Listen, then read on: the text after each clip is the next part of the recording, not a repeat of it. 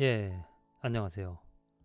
매일매일 하나님의 말씀을 묵상하며 하나님을 알아가는, 하나님을 배우는, 하나님의 사랑을 깨닫는 축복된 시간입니다. 오늘 1월 17일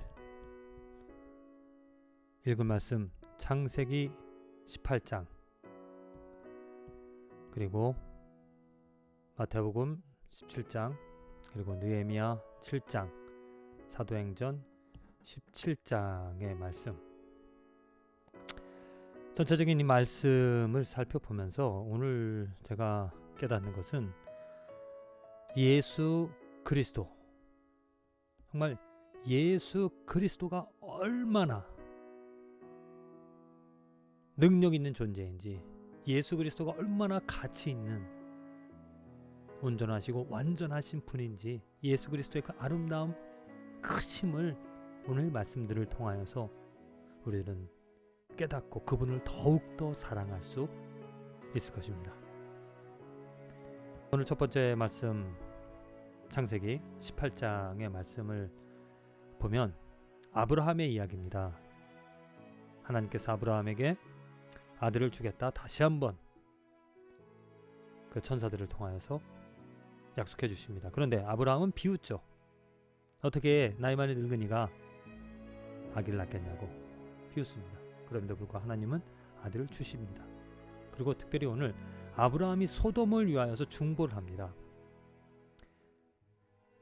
그 소돔에 자기 조카 롯이 거기 있었는데, 그 하나님께서 그 천사들이 그 소돔으로 향하는 것을 보고 또 그것을 멸한다라는 이야기를 듣고 어떻게 의인을 악인과 함께 멸하시냐고 그러면서 그 소돔성에 의인이 50명, 30명, 10명 숫자를 줄여가면서까지 있으면 그 성을 멸하시겠냐고 이렇게 질문을 합니다. 곧 그 소돔성을 좀 어떻게 구해볼까? 정말 의인을 조금이라도 찾아서 노력해보지만 이제 19절에 나오겠지만은 그렇게 하지 못합니다.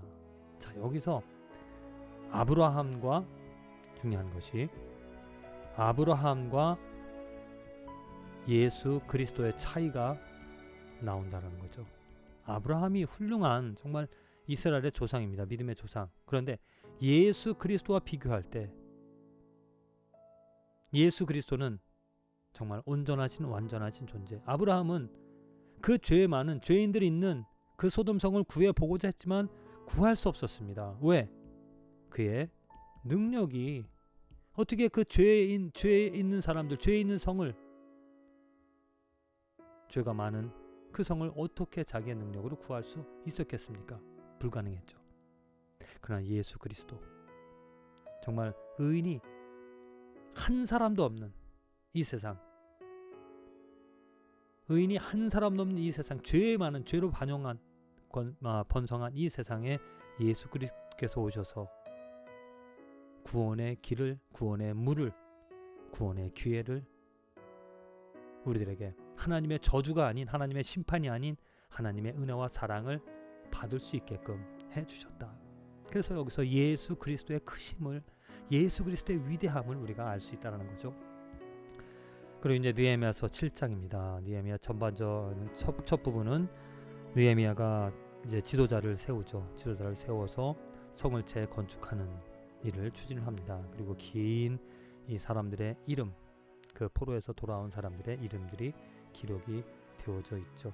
이 말씀 읽으면서 정말 지도자를 느헤미야가 세워서 그 성들을 재건축하는 그런 모습들, 우리는 어떠한 지도자인가를 한번 생각합니다.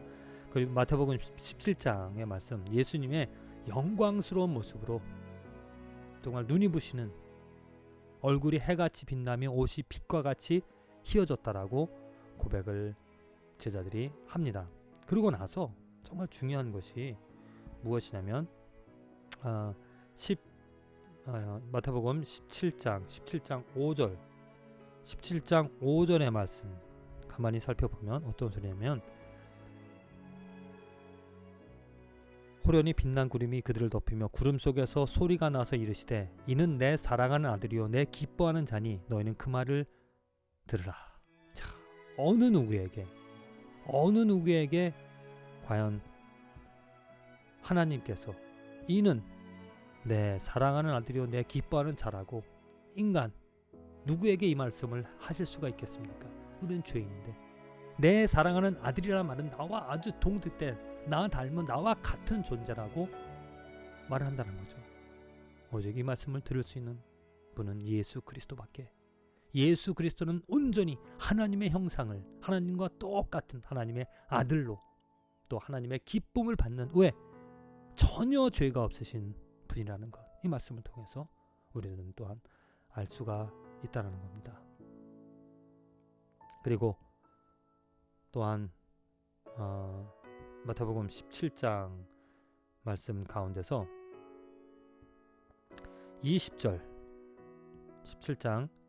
20절의 말씀에 살펴보면 이르시되 너희 믿음이 작은 까닭이라 진실로 너에게 이르노니 만일 너희에게 믿음이 겨자씨 하나만큼만 있어도 이 산을 명하여 여기서 저기로 옮겨지라 하면 옮겨질 것이요 또 너희가 못할 것이 없으리라. 자, 겨자씨만한 믿음을 말씀해 주십니다. 예수 그리스도가 제자들이 할 수 없었던 귀신을 쫓아내는 그 일들을 예수 그리스도는 그 제자들은 할 수가 없었습니다. 그때 예수께서 제자들이 우리가 왜 어찌하여 쫓아내지 못하였나이까 그랬더니 예수님께서 믿음이 작은 까닭이라고. 그 믿음, 그들은 분명히 믿음을 가졌을 것입니다. 근데 왜 믿음이 작은 까닭이라고 말을 하는가? 여기서 그 믿음이라는 것은 바로 무엇인가? 예수 그리스도의 믿음이죠. 예수 그리스도가 가졌던 믿음입니다. 이것은 곧 무엇이냐면 하나님을 아는, 하나님이 누구인지 하나님의 지식, 하나님에 대한 예수 그리스도는 아까 처음에 나와 내 사랑하는 아들, 기뻐하는 자라고 한 것처럼 하나님을 온전히 다 알고 계십니다. 하나님에 대한 지식이 충만한 하나님의 모든 것을 다 알고 계시는. 그렇기 때문에 그러한 믿음을 조금이라도 겨자씨만한 믿음이 있다라면 이 모든 일들을 행할 수 있다. 여기서 이 말씀을 통해서 우리가 깨닫는 바는 우리의 믿음이 부족하다는 거죠. 우리는 예수 그리스도의 하나님을 아는 지식이 아닌 내 생각, 내 믿음을 가지고 살아가기 때문에 예수 그리스도는 온전한 믿음을 가지신 분이셨습니다. 이 말은 예수 그리스도는 하나님에 대해서 온전히 알고 계시다는 거죠. 그리고 마지막 사도행전 17장의 말씀입니다. 사도들이 데살로니가에서 전도하고 또 베레아 사람들에게 전도하고 아덴에서, 특별히 아덴은 생각을 많이 하는 또 신을 섬기는 성정이 있는 그러한 사람들인데 그곳에서 그 바울이 선포하는 바 무엇이냐면 그 바울이 말하는 것이 중요한 것이 31절부터 32절에 기록이 되어져 있습니다. 31절에서 32절에 그 말씀 보면 이제 알지 못하던 시대에는 하나님이 간과하셨거냐 이제는 어디든지 사람에게 다 명하사 회개하라고 하셨다. 왜? 정하신 사람으로 하여금 천하를 공의로 심판할 날을 작정하시고 이에 그를 죽은 자 가운데서 다시 살리신 죽은 자 가운데서 다시 살리신 것으로 모든 사람에게 믿을 만한 증거를 주셨으니 그 누구냐면 죽은 자의 부활을 듣고 곧 예수 그리스도죠. 예수 그리스도를 주셨기 때문에 예수 그리스도로 인하여 회개할 기회가 우리에게 있다. 예수 그리스도를 믿고 회개하면 회개하기를 그 회개하는 자는 하나님께서 용서해 주시지만 그렇지 않은 자는 하나님께서 심판을 하신다라는 말이죠. 정말 이 땅에는 오직 예수 그리스도로 인하여 흑과 백이 분명하게 나눠집니다. 예수 그리스도 그가 이 땅에 오셔서 십자가에 죽고 다시 살아남으로 우리들에게 분명한 하나님의 뜻을 보여주셨습니다. 그래서 그 예수 그리스도를 시인을 한다라면 그 예수 그리스도를 인정을 한다라면 하나님께서 베풀어 주신 그 예수 그리스도로 하나님의 은혜를 우리가 얻을 수 있다라는.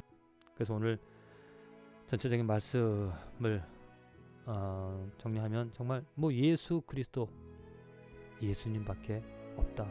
예수님이 최고라는 것. 예수 그리스도의 그 행하신 일, 아브라함은 소돔성을 구할 수가 없었습니다. 그 또한 죄인이었기 때문이죠. 그러나 아브라함과 달리 예수 그리스도는 그의 믿음으로 말미암아, 그의 신실하심으로 말미암아, 그 하나님에 대한 순종, 십자가의 죽음으로 보혈로서 우리들에게 이 죄 많은 이 세상 죄인들을 구하실 수 있는 그 길을 열어 주셨다는 것.